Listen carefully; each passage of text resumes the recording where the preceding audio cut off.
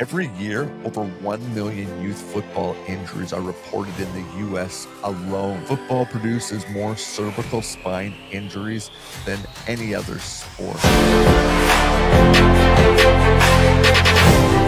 Brian Williams has been involved in security for much of his life, firefighter, bouncer, and many other things, but most importantly, a man that is passionate about making sure our young kids and athletes are safe when they step on to the field. Brian, thanks for taking a few minutes to drop by the SwagAbility show. I appreciate you hanging out with us for a bit. No, thanks for inviting me. I appreciate it, Stephen. Before the invention, before the major thing of what we're here to talk about, where the interest come for protecting this mindset about protecting people, whether it be in security, whether it be as your job's a firefighter, where did that burning desire to protect humanity come from for you? It's kind of strange until I started this. I had thought that, well, what are you going to do today? Friends of mine and family, Brian, what are you doing now? I was doing security and I was scuba diving and then, doing all kinds of crazy stuff. But career wise, since I was a teenager working in construction, um, I always took safety seriously, not just for myself, but for everyone. And I became the guy that would kind of like force the safety. And this is before even OSHA, like some of the smaller companies, they were pushing the issue. So I became the mouthpiece, sometimes the unpopular one when it came to management, because they wouldn't follow safety protocols. And it What was your wasn't just first job? What was your first job where safety would have been something that you started to take seriously? construction. I worked as a glazier and then, storefronts in Manhattan and, in the Bronx. And, it was a dangerous job because of, what we were dealing with. And I got cut and hurt plenty of times, but that was the issue. I also did scaffolding work, which was they weren't following any of the protocols. No one was tied in. No one had a safety harness. No one wanted to speak up because they didn't want to jeopardize their job. And I can't tell you that, I lost money over this, but I couldn't keep quiet about this. The management and the owners would be making money and at the expense of young guys getting hurt. I was working in high school, so 1978, 79, when Yeah, I first started working as a yeah. teenager, and through the 80s. It's amazing how, I find how time, when you look back at it, like we're talking earlier, anything like concussions in hockey weren't talked about, or being punch drunk in a sport was just whatever. But over time, we've come to realize things. So I was just curious as to when your heightened sense of, wait a minute, stuff isn't going right on the job site, but that came with you right from the 70s on. Oh yeah, I was always making noise about that. Like back Yeah. in the early 80s, I used to work with glass, and mirrors were big back then, and to polish them, you did it by hand with a belt sander, and by the code, you're supposed to either use wax on it or basically wear a mask because it's glass dust. And these old guys would be like, what's the matter? You coward. Just what do you got that mask on for? And the young guys look at me. I said, don't listen to him. He's an idiot. His lungs are going to be filled with that, 10 years from now, he's going to be dying of cancer. Yeah. So that was the thing. They would, listen to these guys and, be shamed into not following the safety by being called a coward. I'm like, no, it's not that. You're an idiot. Yeah. Follow the safety, and we all go home at the end of the day. Yeah. And it just right through. As I said, I started with security in '85, working nightclubs, and Yeah. I didn't really like that too much because, again, I didn't want to hit anyone, and I didn't want to get hit. That's You so know, opposite of what you hear in the bouncers Oh, station. yeah, All yeah, of them and are looking it's for fight. and they're not all like that, but some of them were, including Yeah, where I worked. They would high five each other after a big fight. And I'm like, "No, I'm not. No, yeah, that's not what I'm about. I'm about yeah, that we all do a job, and at the end of the day, we all go home, safe." And that carried right through to the fire department and security and everything else yeah. that I've done. On the fire department, you know, what role, did you play? And were you on the fire department in New York Yeah, or in New York City. I started in uh, Manhattan. wow, and then You've finished seen up some my stuff. career in the Bronx. Yeah, so I was there for 9/11 and, a lot of the big, events that went on, but again, it was, after a while they have what they call a senior guy, and and if you're one of the senior guys in the house, meaning the guys that have been there the longest, you take the younger guys under your wing and you make sure they're trained and and they're up for doing the job, because when you go out, the officer a lot of times he takes off with one of the junior guys, and so everyone's looking at you, especially after 9/11, when a lot of the guys retired. It was a flood of these junior guys, and I remember when I first got hired, the guys in the back, you couldn't have two guys working together if they had under 5 years, because it was considered dangerous. Well, after 9/11, I was a chauffeur. I turned around, all four guys on the back had under 5 years combined. The city just flooded the job because, all these guys retired. What were some over the years more serious or horrific? You would have seen accidents, of course, fire, whatever, but what were some of the ones that stand out in your mind that were not things you were running towards to help people out, but were a result of either equipment or policies not being in place that you remember over your career going, that could have been avoided. That really could have been avoided. Yeah. No worries. I mean, Yeah, job-wise, sure. you know, the fire department had protocols in place and training, and every time there was an incident, you try to look at what went wrong, Yeah, and not for, well, it's not supposed to be for blaming purposes. You don't want to be yeah. blaming one guy or group of guys, but something went wrong, and they do an investigation and they come back and, well, what happened? And a lot of times it's not one thing that went wrong. It's a dozen things that went wrong all at once. And that's when guys die. Not so much to blame, but at some point in there, someone didn't follow protocol. Someone did Sure. something they weren't supposed to. I often wonder too, like you guys, I mean, in Canada, it's cold, but you're on the East Coast, so you get the cold. I often think about you guys throwing water on stuff like that, and Oh that yeah. like, I'm thinking there's mist in the air, whatever. Even something as simple as like you got these rubber boots and things like that. I'm often wondering why they're not more slips and falls because of stuff icing up. I mean, these are just stuff that comes to my mind when Well, you thinking about can, my son-in-law. yeah, Yeah, you can look it up, and they'll, on jobs that were in the middle of January, February, and guys had icicles hanging off their helmets. yeah, But as far as the boots, and this was a hot topic that they changed the boots in 94, 95. They don't wear the rubber boots anymore. They wear oh, these leather boots.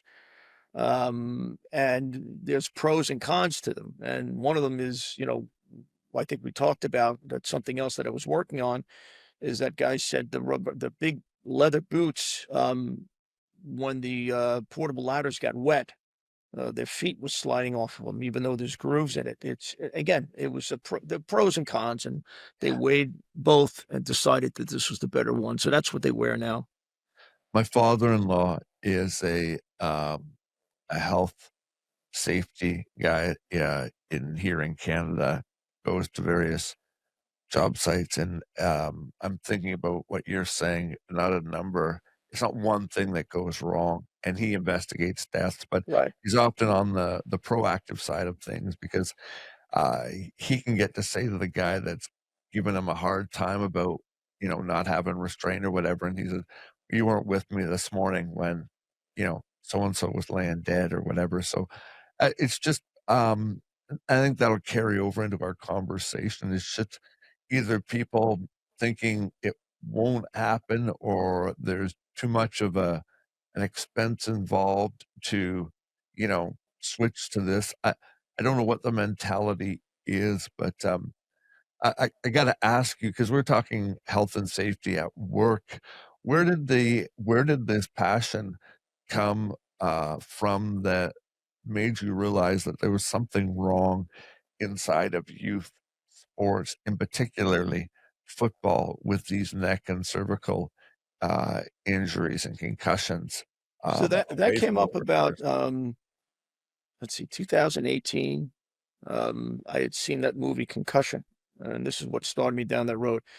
So, at the time, I was already doodling with an idea for a new type of safety ladder because a friend of mine had fell off one and became paralyzed. And Okay. we talked about this about Yeah, initially he was paralyzed from the neck down, and then got feeling back. And as I said, you talk to the doctors, and they just don't know. Sometimes you get some of it back, yeah, sometimes you don't. And, yep, well, so but he's still now in the wheelchair, and we said that the ladders again they've been around for a long time and they do their job, but I always, some of us talked about, there should have been some type of, not going to say better, just different type of setup where you can't fall or tied in. And, the argument being, well, if I tether myself to this, I can't move fast enough that I have to untether. It takes too long. I have to get up and do my job. And I get it. And the same with now, with football, with the collar, a friend of mine said, and it's said, and it's to me, it's unacceptable, Brian. The numbers don't justify the cost okay. of making it better, even if they know there's something better out there. They're putting a S- price on a human life. Yeah, yeah. So what's the number that they're gonna, 1, 2, 5, 10, 20, Yeah, 30, what's uh, too many. yeah, I think that's unacceptable. Yeah. And so you've seen the movie Concussion or whatever. Do you come from a background of with a creative mind? Things you like to build things you Yeah, like to yeah. design. Yeah, My mother used to say, and then her sisters, whenever she went away, my aunts would, I'd drive them crazy because I would have to take everything apart to figure out how it worked. yeah, And so I started messing around with computers and building them. I couldn't tell you how to run software, write code, but I know how to put them together, mechanically. yeah, So that I always messed around with, yeah, building stuff. And the nice thing about the firehouse is, I can't speak for today, but I've quite a while. But when I got on, everyone had a trade. So my brother was a contractor, a builder. Was a master carpenter, so I learned carpentry from him. Got to the firehouse, there were plumbers, masons, welders, electricians. I learned everything from these guys, so we all traded each other, and we would help each other out when someone wanted to put an addition on their house. And so it was a great learning experience besides the fire department stuff, you yeah. know. Getting back to the football thing, what are Yep. parents misunderstanding for their kids about the present day helmet collar system? What are parents not seeing or misunderstanding when they put their kid onto the field with the equipment that's been Well, provided or supplied? when I started looking into this, again, I just saw the movie. I never heard of CTE, and I was like, What is CTE. CTE? Explain that to our like to my listeners. So again, all of this is just anyone could do research on Yep. this, and I don't want people to say, "Ah, it's define it. What does he know about this?" Well, I just know what I read and I studied. It's easy to look up. And CTE was something that's always been around. But as I said, if you had boxed, when I was younger and I boxed, we used to call it punch drunk. Someone that had been boxing for years and just, was kind of hanging around the gym. So it wasn't until this Dr. Amalu, the pathologist, that put a term to it. There's been arguments since then. Well, he didn't discover it, someone else. It doesn't matter. He put a name to it. He's the one that brought it out to light. You're seeing this, you've got some time on your hands, you've got kind of a hunger or burning inside you that says, something got to be done or should be done or could be done. And so you go to the drawing board. Is this a solo project, passion project you're working on, or did No, people join you? it's just me, and I didn't start out trying to do anything like that. The more I read, kind of the angrier I got, frustrated seeing what was being done. And um, I know in 2019, so right before COVID hit, the NFL had something called the Head Health Challenge, where they were giving out grants to, better helmet. And none of these things were the grants that they gave out were all to corporations that already had, stuff out there on the market. And again, it was sensors, newer padding, new type of padding, and I was like, none of that's going to stop this. And not only that, pittance of money, considering how much money this industry generates. Yeah. They were giving grants for 100 grand, like 100 grand. I mean, what's that going to do? That this is all you're giving out to stop these injuries, and I just had an idea, and I saw an old Navy Mark V diving suit. We talked about this big brass helmet Yeah. in a So tell me, restaurant, yeah, and tell I my audience about that. You're out for dinner one time. yeah, you see them in the magazines sometimes if you look at dive equipment or anything historical Yeah, with the Navy, and I saw this big mock-up and a big yeah, brass helmet. And I yeah, looked over, and go, "Oh, that would work," and yeah, went home and just kind of like that stuck in my head and rolled around and round. And I was like, well, yeah, that would work. But what happens if it wasn't a big brass helmet and was just a football helmet? I said, yeah, but then you couldn't turn your head. So I gave up on it. I just like, and yeah. then I was talking to my brother and I said, Chris, I have this idea, with these players and getting into football. Says, you don't play football. You played hockey. I say, yeah, I know, but it's still, I get this idea. And how would you do, this? And, explain to him what I was doing. And he goes, oh, you need a ball bearing ring in there. And he's just kind of throwing it out. I said, what? And he goes, you got a lazy Susan in the kitchen? Lazy Susan? Yeah, from Yeah, the the thing 70s. in the corner cabinet. It's like, yeah, he goes, go in there.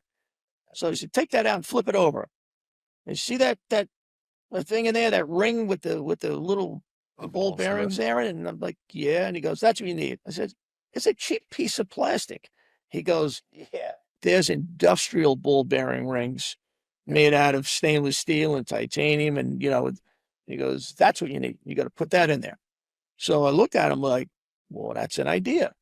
And I started working with that, came up with that. I said, all right, before I get ahead of myself, I didn't, I got to look to see if somebody else did this. I did my own patent search, couldn't find anything. So then I went to a patent attorney, and he's an engineer by trade. And he goes, Brian, you may have something, but we got to do a patent search. So did a patent search, came back with nothing. And he goes, look, we'll submit this, but it may take up to 3 years. And the patent Yeah. attorney, the patent office may send it back with changes, and I got a full patent under a year. So, Wow. and the way we went, and I just kept modifying it, adding things and changing things, and until we have what we have right now. Well, in simple terms, because there'll be people driving listening to this that may not have the video, the footage we're showing here on our video, but for those that are driving or listening to the audio, in simple terms, how does your system work? So when I was doing research, one of the things that the hours and hours of videos and interviews that I read, with doctors and people in the industry, one of them was a guy that tested equipment for the NFL. He was retired. They were interviewing him about the new helmets, and he could just kind of shook his head and sat back at it. He goes, I don't know why they keep doing this. He goes, the helmets from years ago work just fine.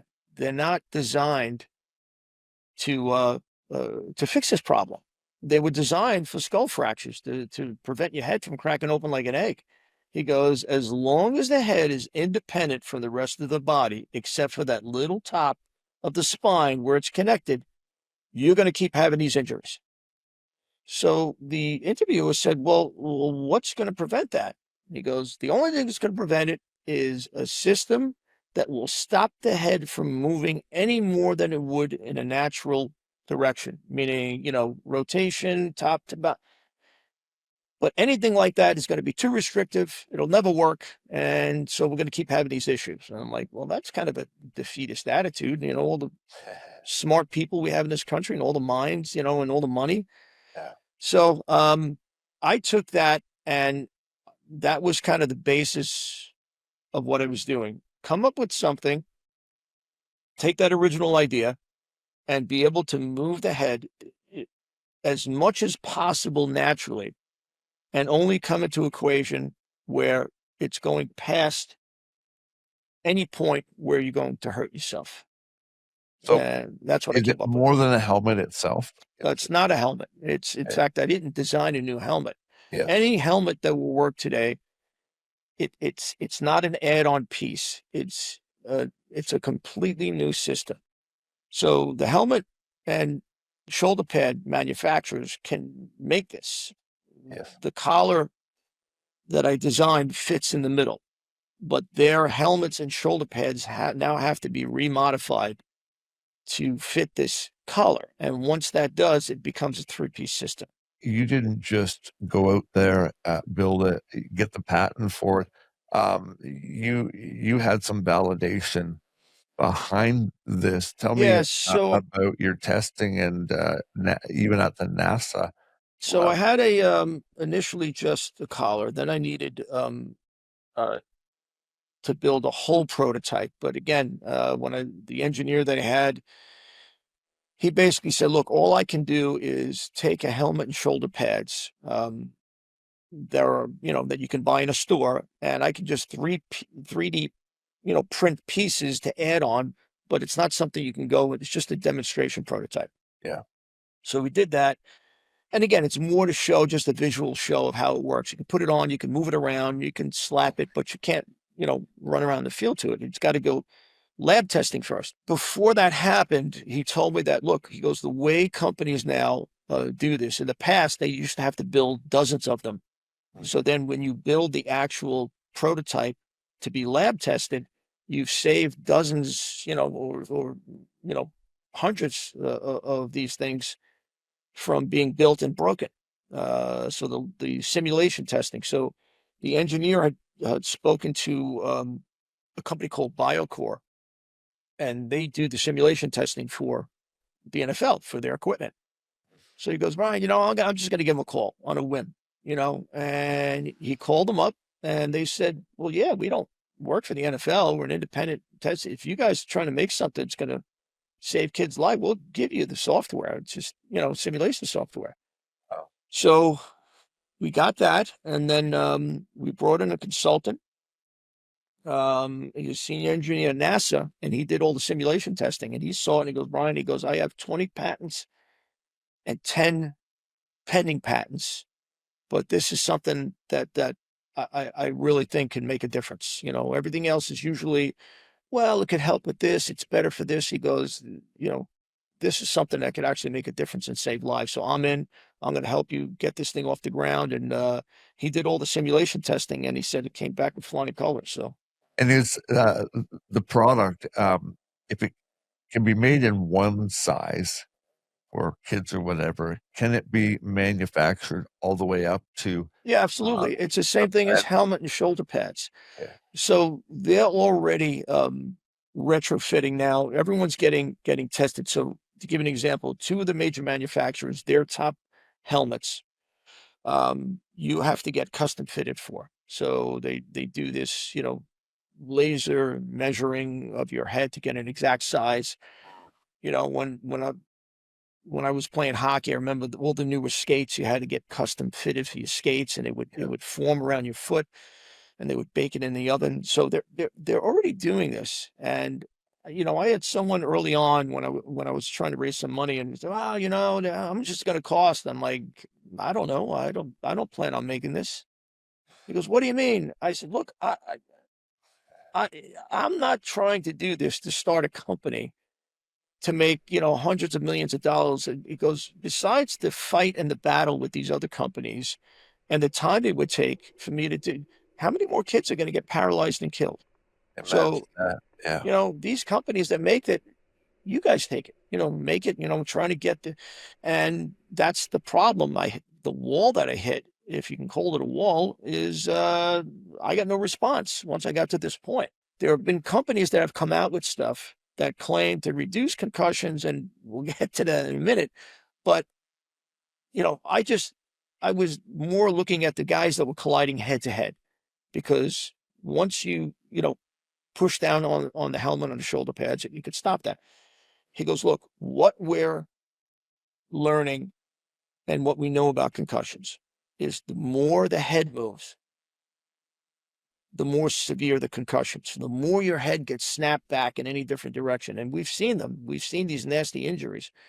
The more your brain gets slashed around. If you're removing all that movement, if you're only restricting head movement to where it can move naturally, I think this could severely cut down concussions, but we have to get this lab tested and then we have to get it field tested.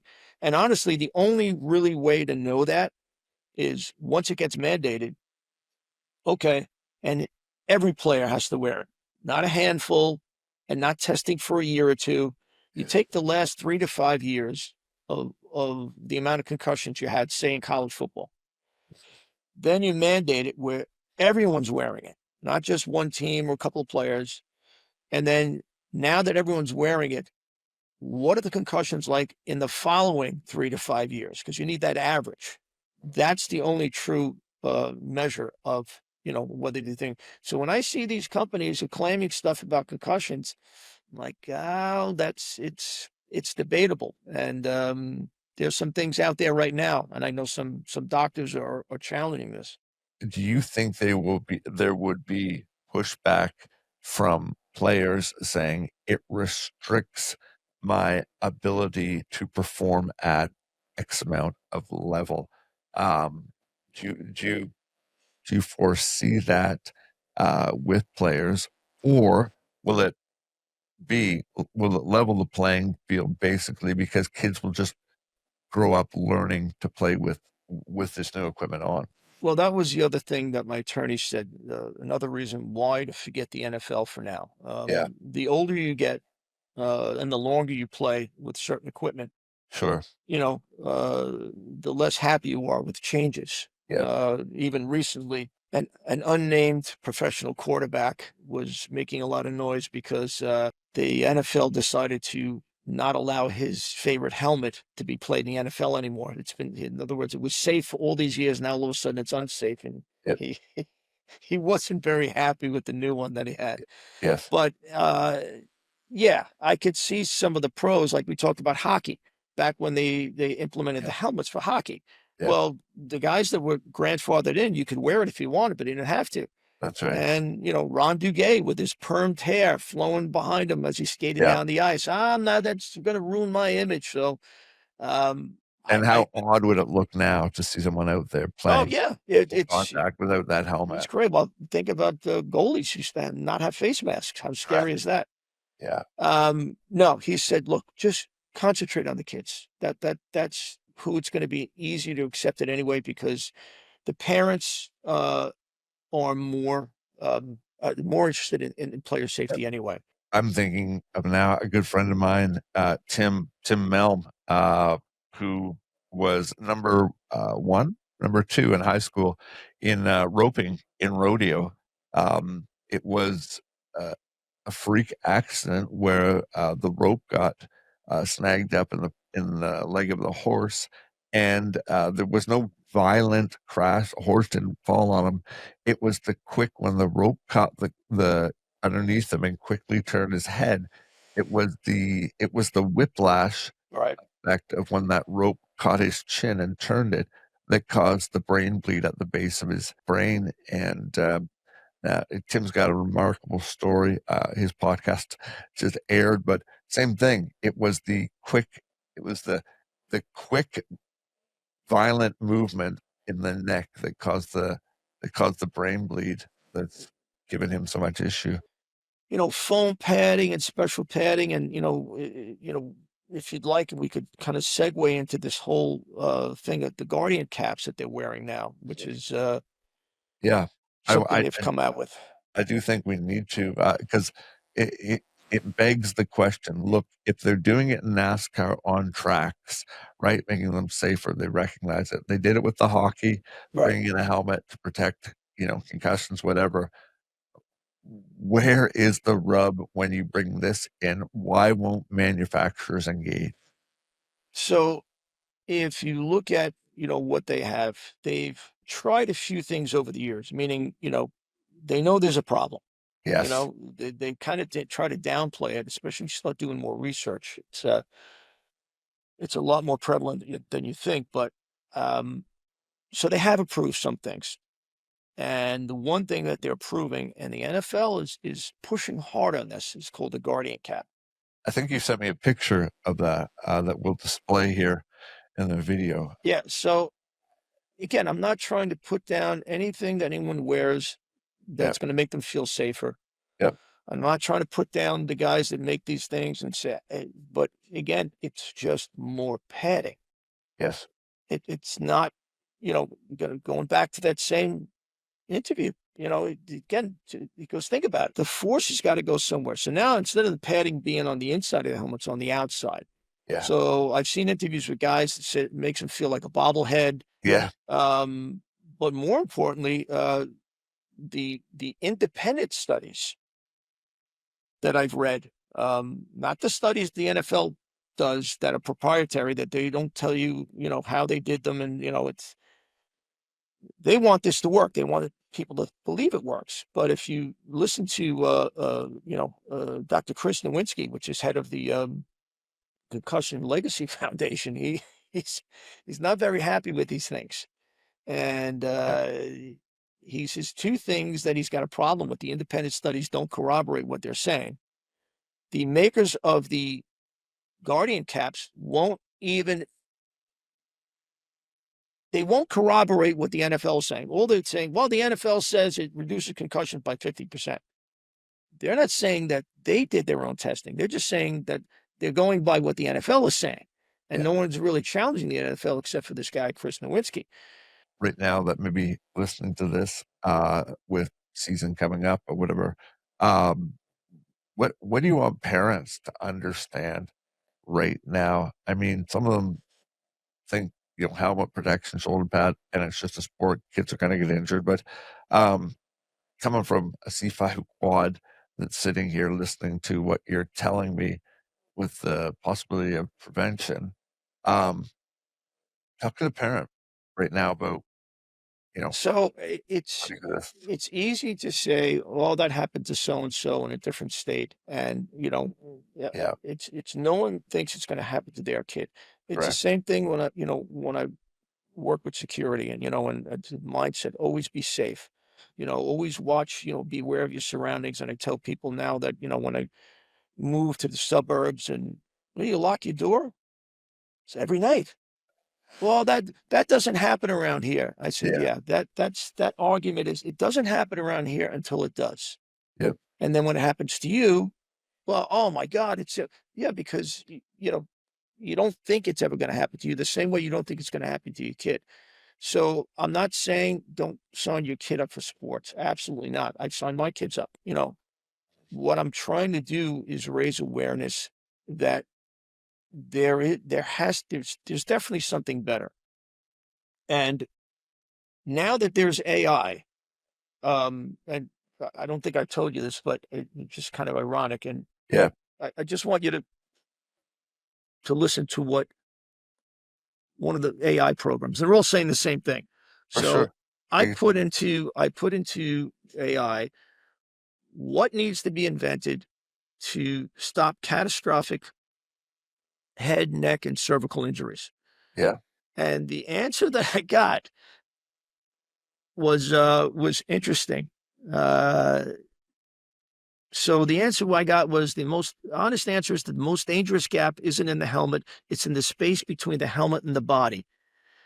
yeah, yeah. For force transfer and energy routing is the deepest mechanical gap. Every helmet on the market is designed as a standalone device. It absorbs and attenuates rotational and linear head acceleration reasonably well, but when a player takes a crown of helmet impact, compressive force travels straight down to the C3 to C5.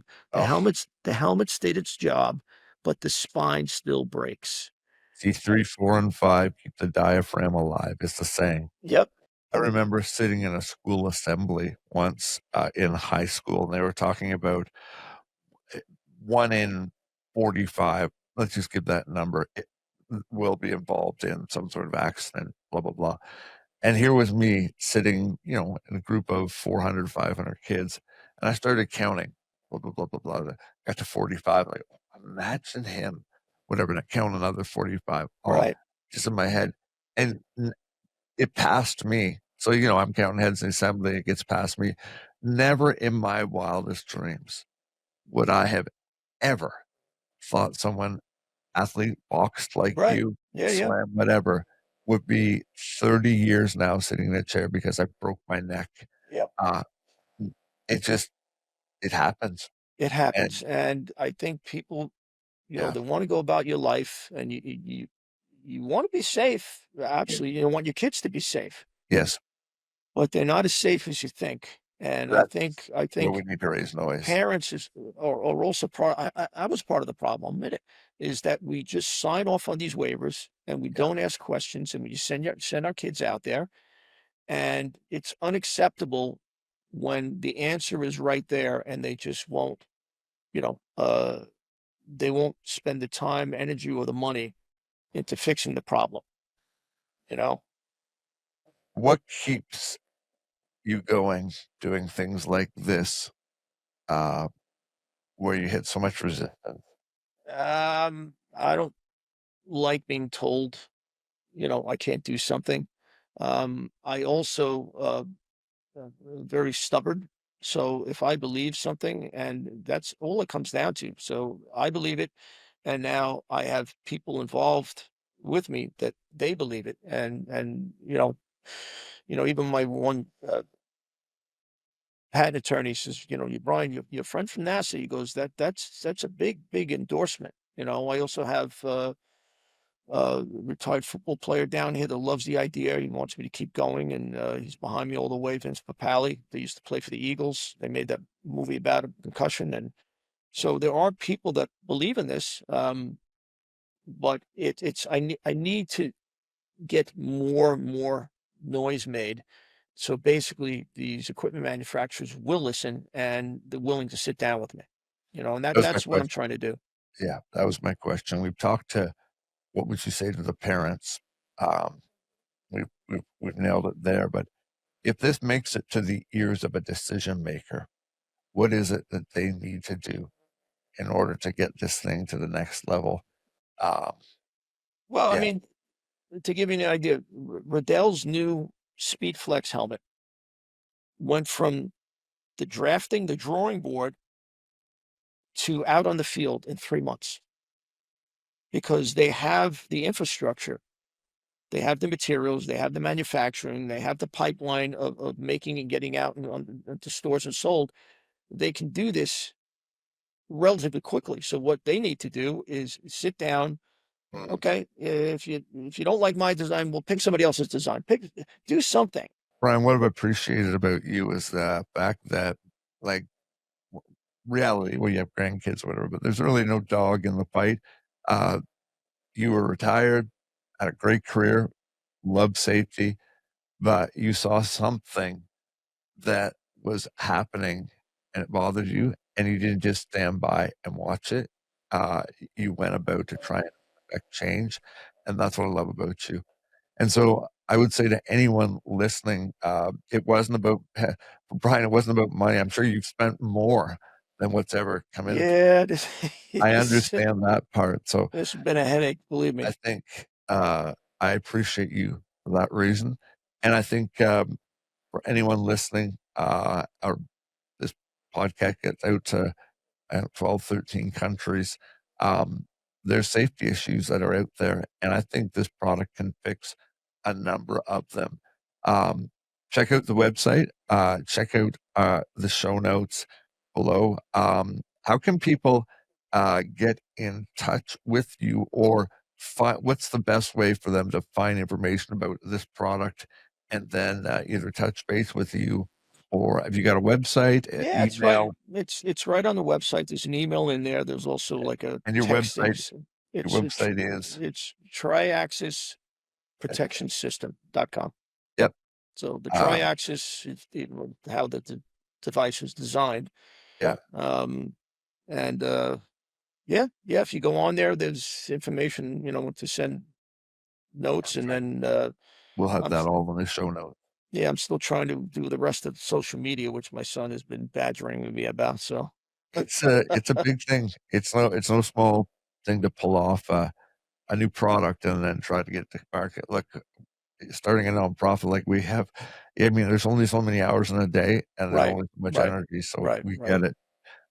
We want to do our part, and we want to make sure people hear this, and not only hear this, but start, making some noise, put their paddle in the water, Right. and they're making some splashes. So there's more than just a ripple. We want a wave effect, and I'll do the best I can Well, from thank you, Stephen. swagability side of it. I Yeah, appreciate the noise and, as I anything everyone can do, to move this thing forward and hopefully, we could save some lives. absolutely. Friends, if this conversation has impacted you, you can do Brian and myself and my wife the biggest honor. Share it. Share Right. this story. Share this podcast with someone who's got kids in sports, football. Share it with a coach. Share.